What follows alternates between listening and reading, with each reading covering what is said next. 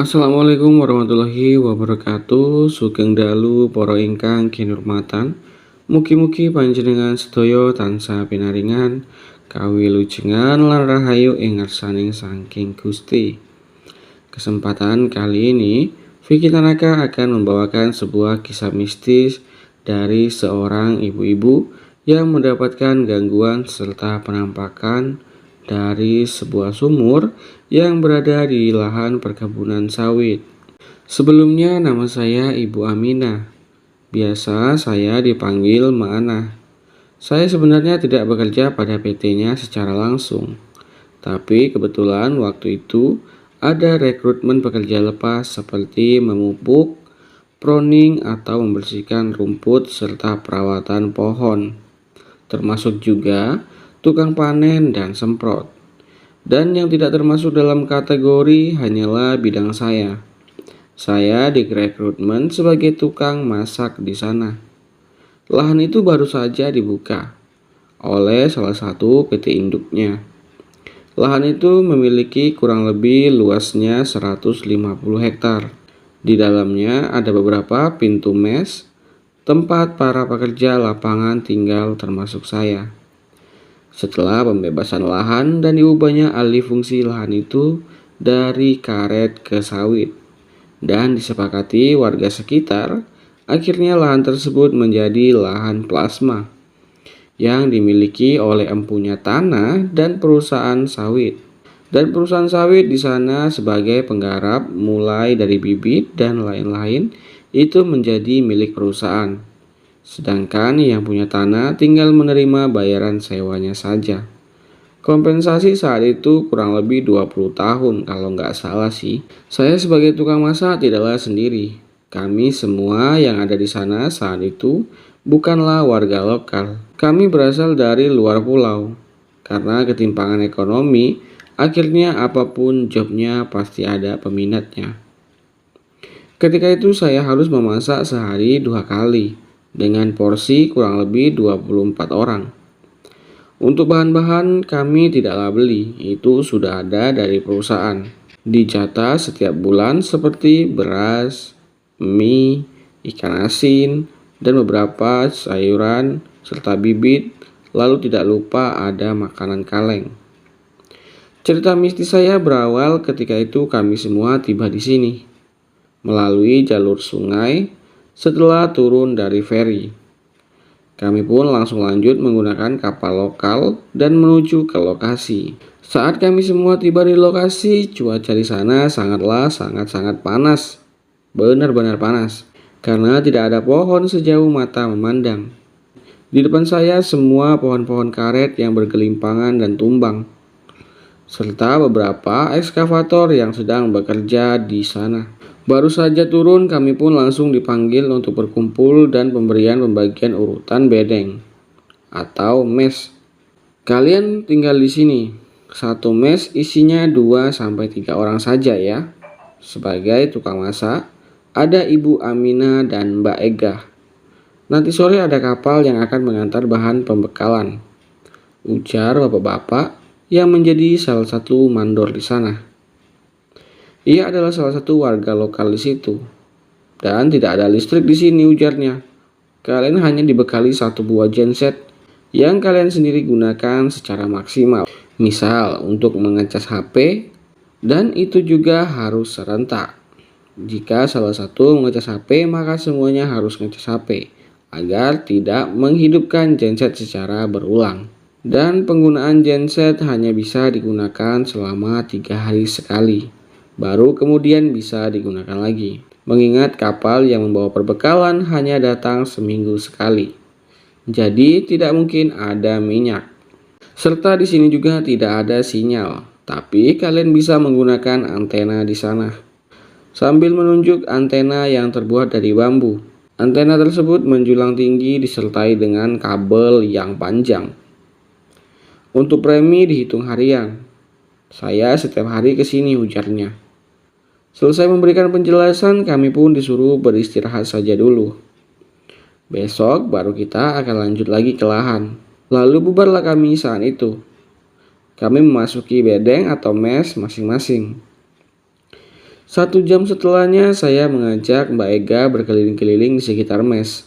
Saat sedang berkeliling-keliling, Mbak Ega pun berkata, "Yuk, kita ini kayak orang terisolasi ya," ujarnya. Sambil tertawa, memecah suasana yang sunyi di sana. Tidak ada warung, tidak ada rumah, dan tidak ada apapun selain mes dan kami. Yang terdengar hanyalah deru suara mesin-mesin besar di kejauhan.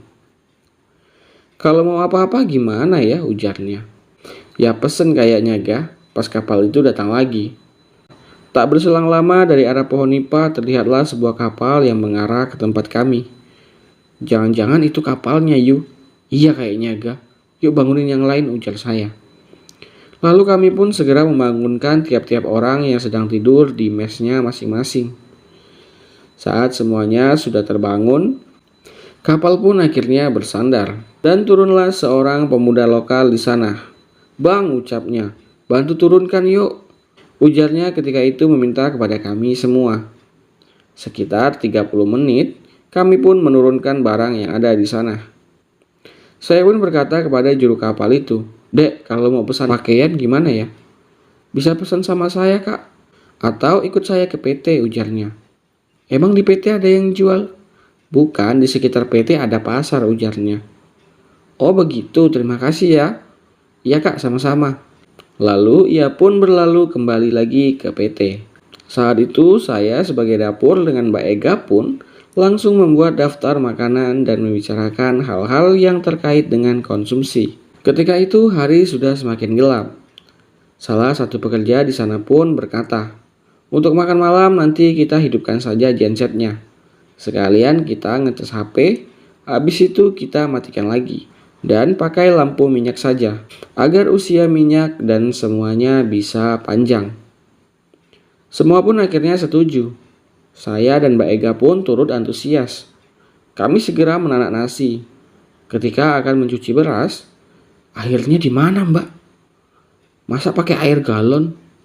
"Kalau pakai air galon, ya nggak cukup. Seminggu. Itu kan cuma ada 10 galon." Di tengah perbincangan kami pun salah seorang pekerja di sana berkata, "Ada sumur di sebelah sana. Cuman agak jauhan. Soalnya saya dari sana habis buang hajat." Saya pun bersama Mbak Ega langsung ke sana, mengingat hari semakin gelap. Setibanya saya di sana, ternyata sumur itu tidak memiliki dinding dan cara mengambilnya pun tidak menggunakan timba, melainkan kita menggunakan ember yang diberi tali sebagai pemanjang jaraknya. Airnya sedikit gelap, maklum itu karena lahan di bawah adalah lahan gambut. Dekat sumur tersebut masih ditumbuhi daun-daun nipah. Saat saya mengambil air dan menunduk, saya melihat sekelebat sesuatu yang lewat, namun dengan laju yang sangatlah cepat. Saya pun mengangkat punggung dan memperhatikan area sekitar. "Ada apa, Yu?" kata Mbak Ega. "Enggak, tadi saya kayak lihat orang," ujar saya. Mbak Ega pun ikut awas ke sana kemari. "Enggak ada, Yu, enggak ada siapa-siapa." "Yuklah cepat," ujarnya, "udah mau maghrib." Selesai mencuci beras pun kami kembali lagi ke mes. Baru 20 langkah berjalan, seperti ada sesuatu yang nyemplung ke dalam sumur. Suara itu seperti batu yang dilempar ke dalam air. Kami pun kompak menoleh. Namun tidak ada apa-apa di sana. Kami pun akhirnya bergegas kembali dan menanak nasi menggunakan kompor gas. Sebenarnya bisa saja kami menggunakan kayu, tapi tidaklah sempat. Karena kami juga berlomba dengan genset yang saat itu telah hidup. Saat itu semua orang pun senang dan saling bercengkrama di luar. Kami sebenarnya tidaklah saling kenal satu sama lain. Dan Mbak Ega pun agar cepat saya sarankan masak ikan kaleng saja. 1 jam telah berlalu, akhirnya semuanya pun telah siap. Kami pun menyantap makanan bersama.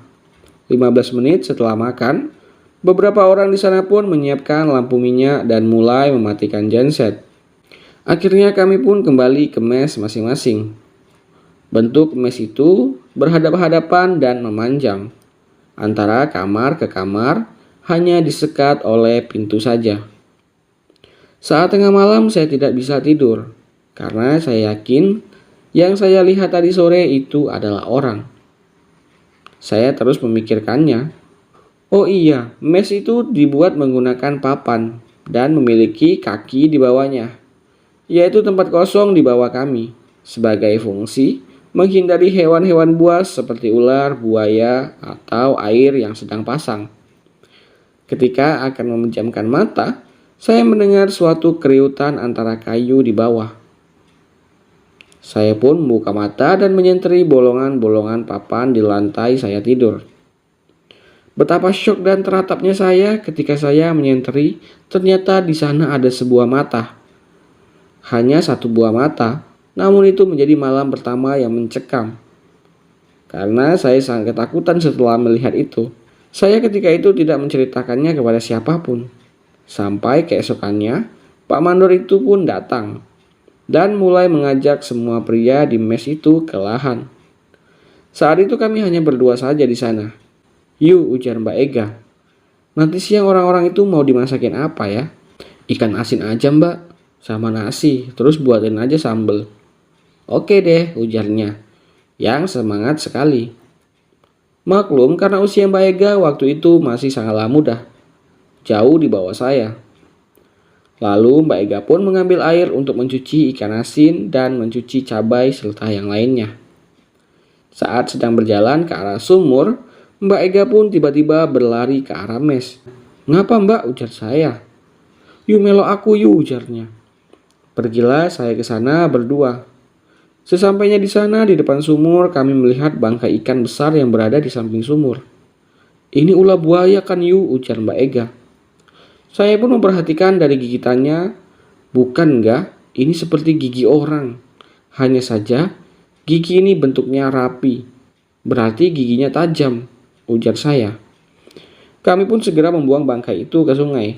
Lalu Mbak Ega pun mengambil air setelahnya. Saat sedang mengambil air tersebut ternyata berbau amis. Karena itu air gambut, jadi bau dan rasanya tersamarkan.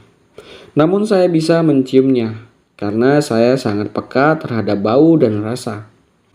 Selesai masak, siangnya pun orang-orang telah kembali. Pak Mandor pun menaiki perahu dan pulang. Cepat juga ya kerjanya, ujar saya. Enggak, tadi cuma survei ngasih tahu tempat saja. Mbak udah matangan ya? Udah, ujar saya. Mereka pun makan dengan lahap, berlaukkan ikan asin dan sambal saja. Jam berlalu, hari pun menuju sore dan malam. Karena sudah ada lampu minyak, jadi beberapa di antara mereka pun masih ada yang di luar, termasuk saya kala itu. Saat jam maghrib, saya sepintas melihat seseorang yang naik dari sungai ke darat. Ia seperti orang yang habis nyebur. Lalu ia berjalan di samping semak-semak daun nipah. Tibalah keesokannya saya pergi melihat bekas jejaknya. Saya terkejut, ternyata jejaknya bukanlah seperti manusia. Itu lebih menyerupai kaki bebek, dengan kulit yang menyatu dengan jari lainnya. Saat itu, yang sudah mencurigai hal itu hanyalah saya. Entah kenapa mereka tidak peka dengan hal-hal seperti itu. Seperti ada di dalam film-film. Pada malam ketiganya, seseorang pergi ke samping sumur itu karena ingin membuang hajat. Saat ia sedang duduk di WC, yang langsung ke arah sungai, ia mendengar sesuatu di bawah air. Karena ia ketakutan setelah ada sebuah tangan yang berlendir menyentuh kakinya, membuat ia berlari ke arah mes dan menceritakannya kepada saya. Dan ia pun mendapatkan tertawaan dari yang lainnya, kecuali saya yang menanggapinya sangat serius. Saat sudah di tengah malam, saya lagi-lagi mendengar suara keriutan kayu yang berbunyi. Saya sama sekali tak seperti mereka, bisa tertidur dengan lelap dan cepat. Saya malah duduk dan menatap ke arah pintu di luar. Tak ada jendela kaca di mes itu. Hanya ada jendela kayu yang mana harus dibuka terlebih dahulu jika ingin melihat keluar. Sekitar pukul 2 pagi saya mendengar suara berdecap di luar, seperti ada yang sedang memakan sesuatu. Saya yang tidak bisa tidur akhirnya mengintip di remah-remah lampu minyak di luar. Saya melihat sesosok sesuatu yang bersisik, memiliki struktur seperti ikan, namun dengan wajah yang sangat jelek sekali. Lama saya memperhatikan, ia pun seperti menyadari saya dan menoleh ke arah saya.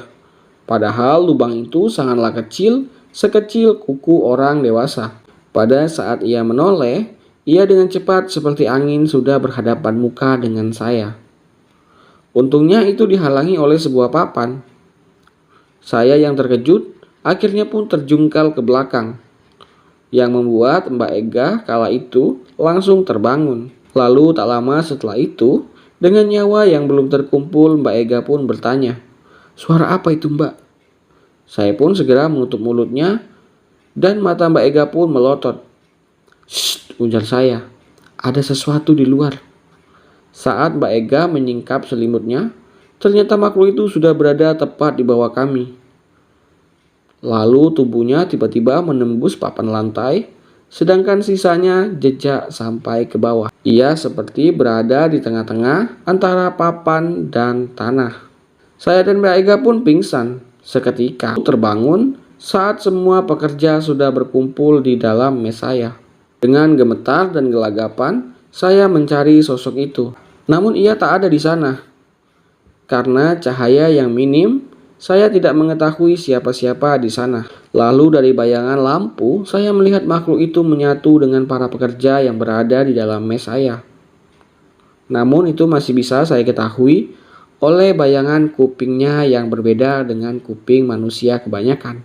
Kupingnya lancip dan ia mempunyai tubuh yang kecil. Saya pun diam saja dan memberitahu Mbak Ega. Mbak Ega yang orangnya tidak bisa diam menunjuk ke arah makhluk itu, yang membuat ia berlari ke arah sumur dan menceburkan dirinya di sana. Anehnya orang-orang di sana tidak ada yang melihatnya. Bahkan mereka seakan-akan mengolok kami yang seperti orang kerasukan. Tibalah keesokannya saya meminta nomor juru kapal kepada Pak Mandor, yang ketika itu datang menjemput para pekerja untuk bekerja. Akhirnya saya pun menelpon juru kapal tersebut agar dijemput. Saat ia sudah datang, saya pun langsung pulang ke PT dan Mbak Ega pun turut serta. Semua orang kala itu bertanya, namun kami merahasiakannya, karena percuma memberitahunya juga. Lalu setelah sampai di PT, kami pun melaporkan kejadian tersebut kepada manajer, namun dengan dalih dan alasan yang logis. Kami pun meminta agar kami masaknya di PT saja, dan makanannya akan kami antar setiap hari dalam bentuk nasi bungkus. Setelah itu ketika kami akan mengantarkan nasi ke lahan, kami pun bertemu dengan mandor di PT. Ia berkata kepada kami, "Apa alasannya kalian tinggal di PT, tidak di dekat mes saja?" Yang mempermudah agar jaraknya semakin dekat. Saya saat itu menjawabnya dengan singkat, yaitu alasannya kami tidak kuat dengan banyaknya nyamuk di sana. Namun ia hanya tersenyum, lalu ia berkata, "Kami di sini menyebutnya puake. Itu adalah siluman yang meninggali sungai ini. Ia tidak mengganggu laki-laki. Ia hanya tertarik kepada perempuan saja." Lalu ia berkata lagi, "Memang sebaiknya kalian tinggal di PT saja. Takutnya makhluk itu jika sudah birahi, ia akan menculik wanita dan memperdayanya." "Itu hantu, Pak," ujar Mbak Ega. "Entahlah, ada yang bilang siluman, ada juga yang bilang hewan. Namun apapun itu tetaplah iblis," ujar Pak Mandor. Setelah itu sampai 2011, saya pun selesai dari memasak di sana. Namun tetap tinggal di sana karena saya menikah dengan warga lokal di sana. Dan Mbak Ega pun bernasib sama seperti saya. Ia pun mendapatkan pasangannya di sana. Dan sampai saat ini kami masih tinggal di sana sekaligus menjadi warga lokal. Kisah ini benar adanya dan jika kalian mengalaminya, kalian akan mengatakan jika ini benar-benar di luar nalar.